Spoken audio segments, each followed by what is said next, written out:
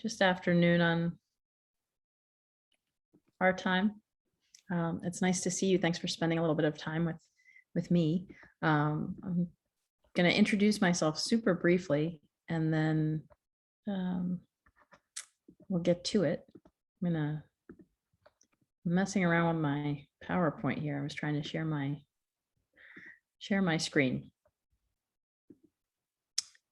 So, like Julissa said, my name is Amy Chapman. I'm the director of the Collaborative for Spirituality and Education, which I'm going to talk a little bit about in a minute. It's housed at Teachers College, Columbia University. And I'm going to talk a little bit about our work, particularly a new program that we're running starting this week. And we're still taking applications or registrations if anyone would like to participate with us, called Awaken Schools, where we're going to nurture teachers so they can in turn nurture their students. Oops.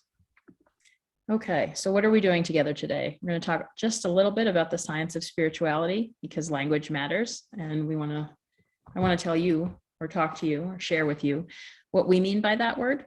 Talk a little bit about who we are as the Collaborative for Spirituality and Education. Talk a little bit about Awaken Schools. My hope is that all of that takes less than 15 minutes. And then we'll experience one of the activities that we're going to be doing with the Awaken Schools Institute journey maps, which you may have done before, but this one's going to be a little bit focused. So that's our plan today. Okay. So the science of spirituality. So from science, we know that we are hardwired for spirituality. And what that means is that there's several regions in our brain that are activated for perception, multiple perspective taking, discernment, connection, love, and awareness.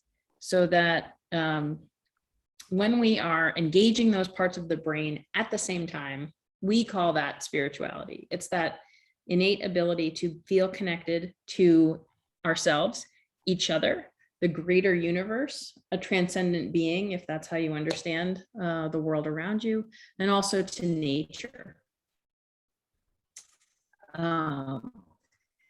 Those regions of the brain happen to be the same regions of the brain that map, that when they're not lit up, when they're not activated, when blood really isn't flowing there, they're the regions that control depression. And so there really is, this presentation isn't about that, but there's a mental health component to activating those parts of the brain as well.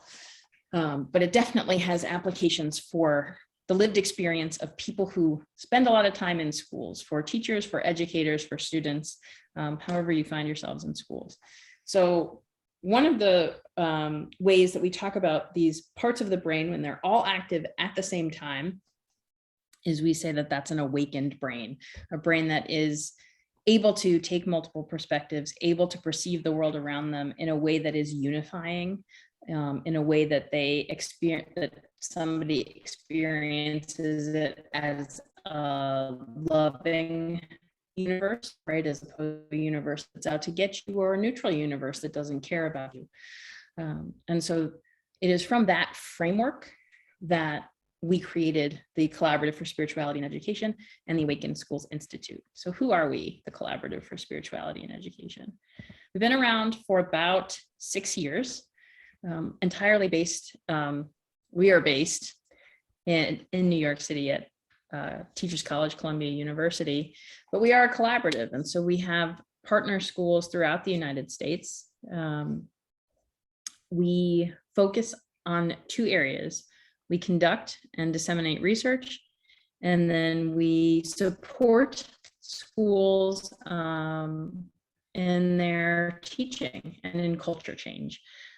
We use the term culture. Sometimes that's synonymous with the term climate in school environments. What we mean is the connective tissue between people, between classes, between spaces. What is going on when you walk into a school building? How does that feel? Are you welcome? Are you feel like you belong just as who you are? What are the disciplinary practices? How much time do you have for lunch? Is there time for contemplation? Is there time spent in nature? All of that is part of culture. How do we spend our resources, human, financial, spatial resources, right? What are we prioritizing? those are some of the questions we address in research as well. So we conducted a multi-year qualitative research study among 21 spiritually supportive schools in the United States. Wide range of schools. Some were very large, some were very small, some were in urban areas, some in suburban, some in rural areas. Some were religious, some were not. Some were public, some were private. Some were well-resourced and some were very not well-resourced. And what we did was we spent considerable time in each of these schools to say, what is going on here that is making this school spiritually supportive?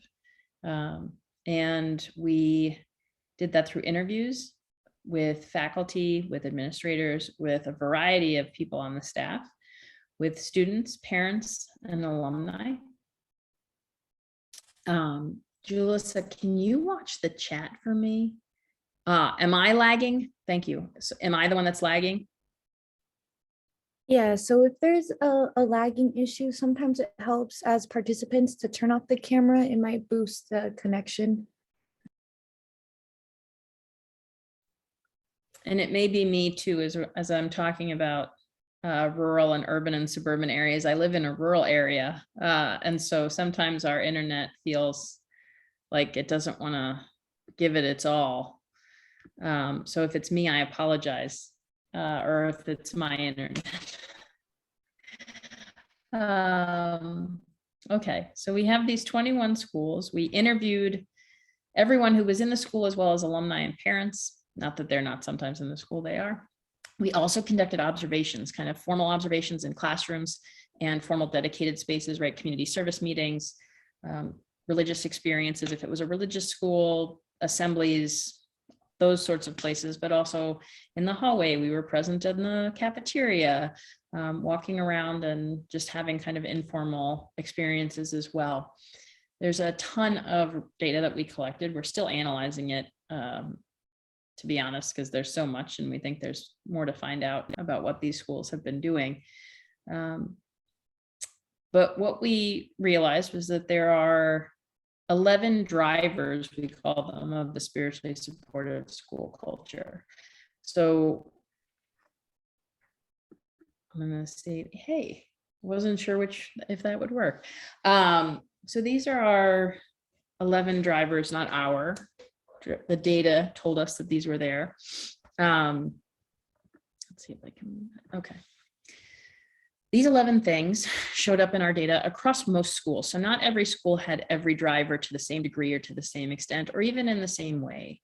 But these drivers were present in most schools pretty obviously. So if you've ever done qualitative research or looked at qualitative research, you spend a lot of time going over what people say or what people do, or what artifacts, documents that people share with you, which we have those as well.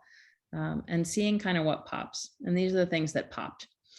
The first one, and the one that guides all of these other drivers, are transformative relationships. There's lots of ways to think about this, but if you think about the teacher who made a difference in your life, and hopefully there was more than one, my guess is, among other things that you would say about that person, is that they saw you for who you really were. You weren't a number or a student. You weren't somebody to grade. You were a whole human being in any complication that manifested itself. I could have added to my own introduction that I was a social studies teacher at the high school level before I got into this. And some of my favorite students were students who were not the favorite students of other teachers because they were seen as somehow difficult. So and I'm not saying that I was a perfect teacher, that I had transformative relationships with every student I taught. I did not. But hopefully you had, when I'm describing that resonates with you. You had a transformative relationship with a teacher. These schools and the people who make them up also paid attention to the authentic core of each student, so that inner spark that students have, and adults. You can think of this as curiosity, as spirituality, the part of you that connects to something bigger than yourself. Schools engaged in transcendent practices. This could be, in some schools, a religious practice. In most schools, it was something like dance, drum circles, something where the purpose was to engage the students' authentic core in a communal way. Ritual is a part of every school, right? There's bells and lunchtime and a calendar. There are certain times when elementary schools go to gym class or the library. The schools in our sample used ritual to support student spiritual development.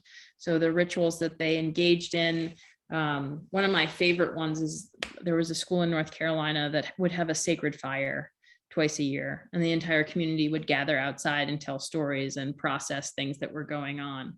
It was a ritual that the school knew, that everybody in the school knew, that everybody in the surrounding town knew, and were invited to participate in.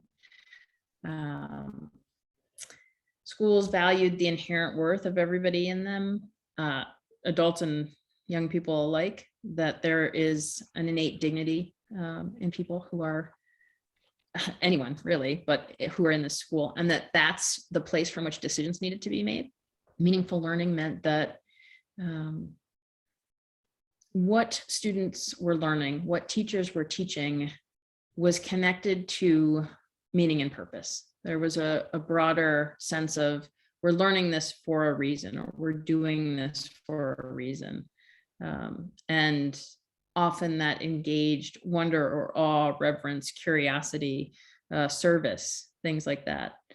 Integrated mission meant that schools operated from their mission statement in a way that informed decisions, in a way that everybody in the school could say, hey, this is our mission statement.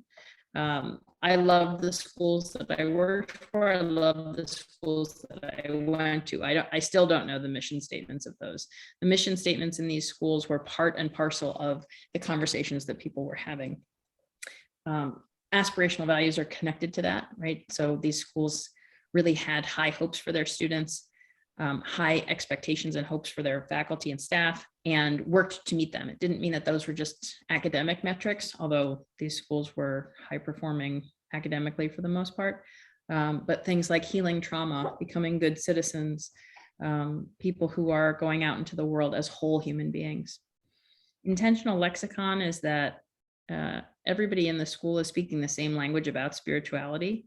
So we can't define spirituality for anyone else. It is this biological component that we have and we can activate.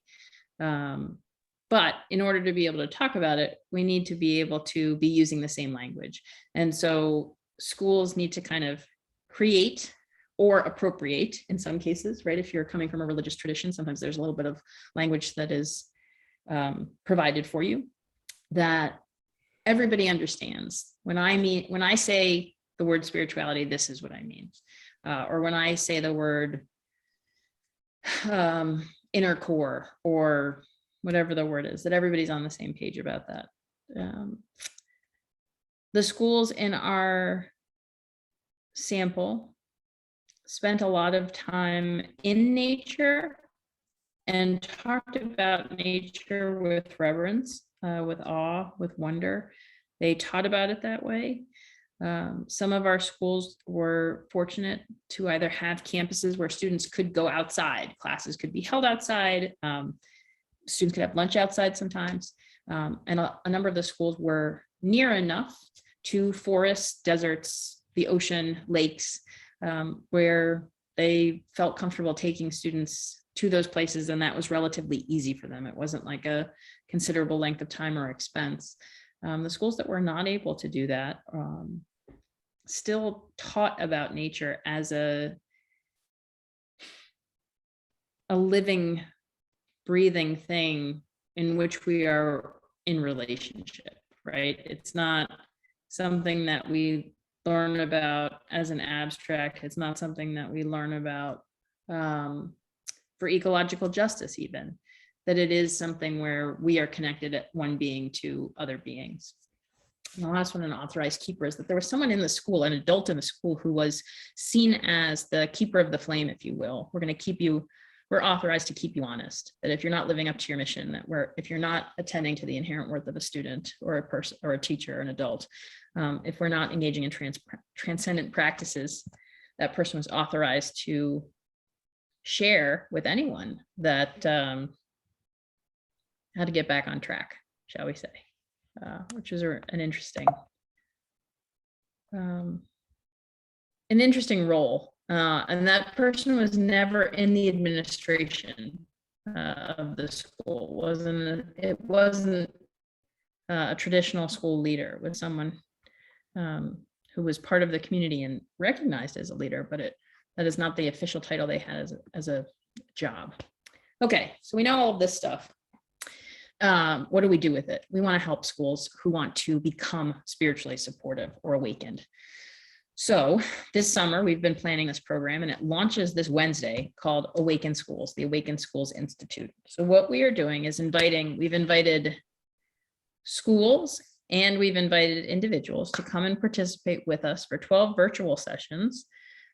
Each session will be 2 hours to learn how to create a spiritually supportive culture in whatever realm they have some control over. So if that's your classroom, great. If that's your school, great. So there are actually 12. I should have edited this because I made it a few days ago, and there's more people who've signed up since. 12 schools who have signed up, who want us to help them to change their whole school culture, which means that they have between 4 and 10 participants, teachers, assistant principals, the dean of culture, there's a director of special ed, a number of people who are coming from a school or a district. A number of public school districts are in this mix, and they want to learn how to change their whole school culture. In addition to the 12 virtual sessions, we'll be going, somebody from our office will be going a couple of times to do extensive site visits to help schools. So we will do whatever the school finds helpful, whether that's whole school assemblies or workshops with faculty or working one-on-one with teachers in their classrooms. And that will be individually designed for schools. We have done some of this work individually with schools over the last couple of years. So we're scaling up, if you will, at this point. We also have more than 100 additional participants. I'm really excited that we have a number of pre-service teachers in that mix, but we also have teachers, other staff in the schools, paraprofessionals, librarians, people who teach specials. At least that's how it's often called around here. The art teacher, the Spanish teacher, the gym teacher, a number of administrators, both at the school and district levels, and then teacher educators. There's a handful of people who are training teachers or preparing, forming, guiding people who are entering into the teaching profession, who will be joining us. And so what we will be doing in these 12 sessions is first to model ways that teachers can support and nurture our inner spirituality, right? To activate those parts of the brain that together make an awakened brain in their students. But we want to do that for teachers. And part of recognizing where we've been the last 20 months or so with everything soup to nuts that's gone on in the world, but also because in my own teacher education program and in the time since I've left it, the best way that I have seen is to have experiences modeled for teachers or for pre-service teachers or for students. So you get to experience it and then you get to bring it to your students. And we'll be inviting people to practice what we model and to be able to share it with their colleagues. So if you're one person who's coming from your school, the invitation at the end of these sessions will be share this with one other colleague. If they're open to it, if they want to give it a try, if they have the space and time to give it a try, that's great. Just as a gift, as an offering to someone with whom you are a colleague, but also to possibly have a greater impact with the work. So the goal is to prompt cultural change, right? So I think of this, and then I really am gonna stop and we're gonna do an activity. When I left college, when I graduated from my teacher education program, there were 200 people in my class. And I think we were all extremely idealistic, right? People don't get into teaching because it's lucrative or because it's easy or for any of the other reasons that people find a career. That is a really good reason to find a career. People get into teaching often because they're very idealistic. They want to change the world. They want to make things better for kids, all sorts of things. I think for myself and for a lot of teachers that I'm talking to, that I've been talking to for a while, even before everything that's happened the last 20 months, we need to get back to that place of being inspired to kind of reclaim teachers' agency and feel like support teachers in feeling like they can create the space in their classrooms that they want to create in ways that nurture the whole being that's in front of them, whether it's 30 people or more than that or less than that. So that's our goal with this. And I realized this was like the briefest of overviews. So what we're going to do, I think that I'm hoping the next slide is, yeah. So we're going to do an activity and you're going to do something individually. You're going to talk a little bit about it with a partner or two. And then we're going to talk about it as a big group, which you can also ask me more questions so that you have the experience of doing one of these, but also anything that you want more specificity about the collaboratives work or awaken schools, or anything beyond that, if you'd like to ask me. So that's the plan. So journey maps, which for most of my life we also called life graphs, are a way of physically mapping your journey through your whole life or a part of your life. This one I only want us to focus on a part of our life, which is how we came to be interested in education. If you see yourself or consider yourself an educator, I still do, even though most of my time is spent researching and providing professional development, my identity is as a teacher. So you're going to take maybe 5 minutes and you're going to need something where you can write. It can be a Word document, a Google Doc. You can draw in a Google Doc or a Google Drawing. You can get a piece of paper and a notepad. You can use a giant index card if you're like me. You can get crayons. You can get colored pencils. You can get a pen, one pencil, a pen, doesn't matter. Nobody else is going to see it but you. You can also turn off your camera if you want to be a little bit more private. I have a couple of, so this is an actual map. I've never done this to make it look like an actual map. I just like maps. I was a social studies teacher. You can make this look linear, right? And I probably could have put descriptions here of my own life, but then I didn't want to give you, make you think that there was one way to do this. So you can look at this chronologically. So what happened at different points of my life? When did I think I wanted to be a teacher? What was that like? What were significant points along that journey? Were there people who I encountered that I talked to about it? Did I go to study to be a teacher? Did I practice being a teacher? Have I been in the classroom? Do I want to be in the classroom? What are the points of your journey? You can do that chronologically. You can also do it in, I mean, this kind of looks chronological, but you could move these up and down. And you can draw in such a way that you see how things are connected. If you really wanted to, what I should have put on this slide actually, if you've ever seen the parts of the brain that are the electrical connections, right? It almost looks like a constellation of stars. So you could draw your map kind of like that. How are things interrelated, or how do you see them as interrelated? I think there's one more example. Yeah. So things could also be not linear, not chronological, but just different things that have happened. So maybe the chronology doesn't matter to your story, or it's not the important part, or it's not what's popping up for you right now. That's fine. But what are the things that you want to highlight, things that are important to you? You don't have to use words. You can draw. I can't draw at all. But I have done this activity where I draw little things that make sense to me. You certainly can write out words, however it makes sense to you, whatever facilitates your process. And so if you want to be wildly more creative than anything I've described here, I think that's even better. We're going to take about 5 minutes to do that. And then you're going to go into a small group of 2 or 3 people and talk about that experience. And then we're going to come back and I'm going to connect it a little bit to the parts of your brain.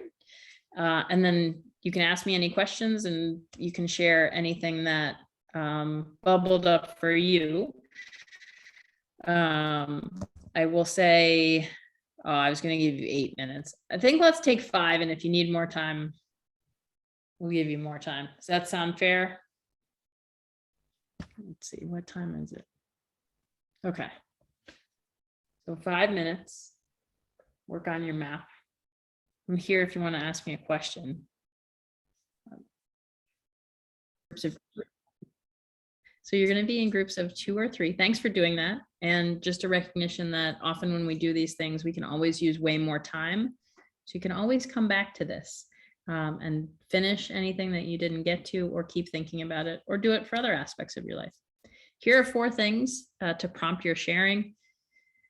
Times when you felt true peace, times when you felt guided, times when you made a decision, and maybe if anyone else was part of that decision, and times when things maybe didn't go as planned.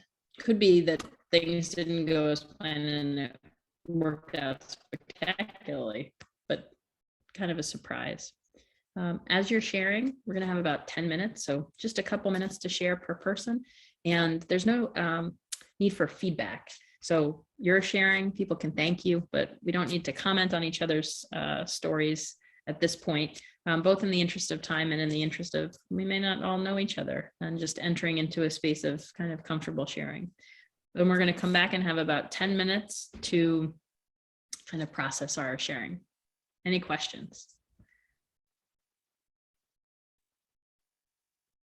Okay, so if you do have a question, you can come back to the main room or send us a message. And Julissa, if you could put people in breakout rooms, I would appreciate it.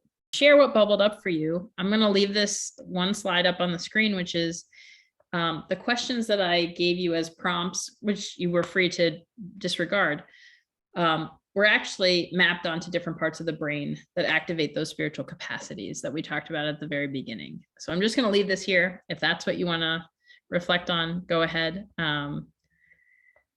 But anyway, questions, comments, what bubbled up for you? Did this work? Could you see it using it with your students, or however you enter into the world? Tell me what's anything that you'd like to share or ask.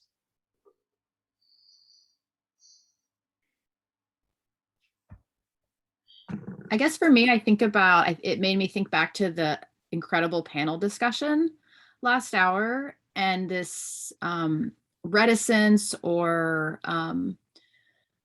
unknowing of young people, but maybe all of us any age, of feeling like, how do I love myself and identity, and just spending time thinking about yourself and your journey and your capacities is not a selfish act. It's a way to deepen, to set roots and deepen into ourselves. And that's really the only way that we can share out and have a meaningful impact on other people's lives, is to know ourselves. And we don't often have the time to do that, or it's not valued in our culture. Thank you. That's really lovely. I was thinking about the question of faith. It's Chris Nye in Massachusetts. And, from an organizational religion point of view, faith is believing in the dogma and not questioning authority and more or less being obedient. But we live in an age of where that, it seems to me, doesn't work anymore. So then what where does faith figure in a person who takes a spiritual path but isn't necessarily in conventional religion? I think it could be that you're trusting that there's a destiny and there are beings on the other side who can help you realize that. And the faith is having kind of reserved judgment and being open that you'll get help to make the right decisions if you stay awake and opportunities are pushed in your direction. That's really been the way my journey has unfolded. That it's like this was meant to be, but if I was asleep at the switch, the opportunity would have gone past.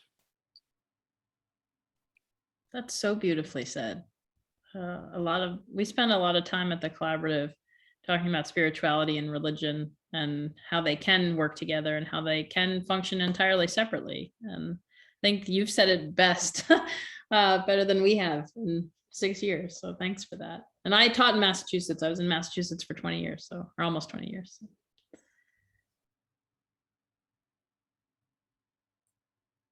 I have a question. This is Angela on Orcas Island in Washington.